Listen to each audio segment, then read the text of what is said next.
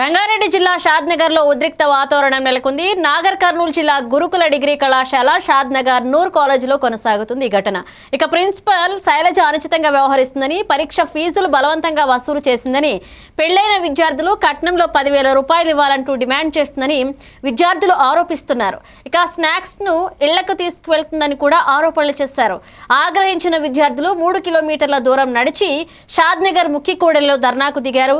విద్యార్థులను చెదరగొట్టే క్రమంలో మహిళా కానిస్టేబుల్ పై దాడి జరిగి తోపులాట చోటు చేసుకుంది. ఈ ఘటనలో విద్యార్థులు శిరీష, మల్లిక గాయపడి వీళ్ళిద్దరిని ఆసుపత్రికి తరలించారు. ఇక ధర్నా కారణంగా పట్టణంలో 5 కిలోమీటర్ల మేర ట్రాఫిక్ జామ్ ఏర్పడింది. ప్రిన్సిపల్ శైలజను సస్పెండ్ చేయాలి అంటూ విద్యార్థులు నినాదాలు చేస్తున్నారు.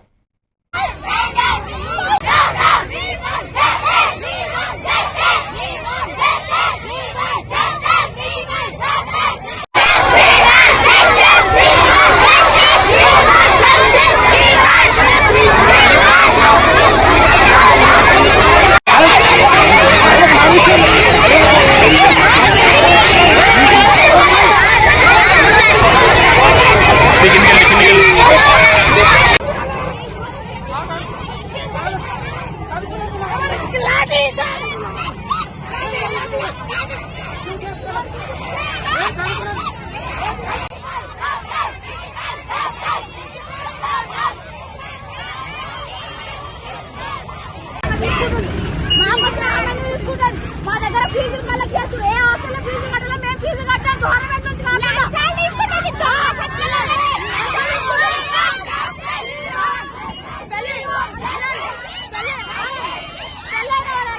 పెళ్ళైన వాళ్ళ దగ్గర ఫీజు కోసం 10,000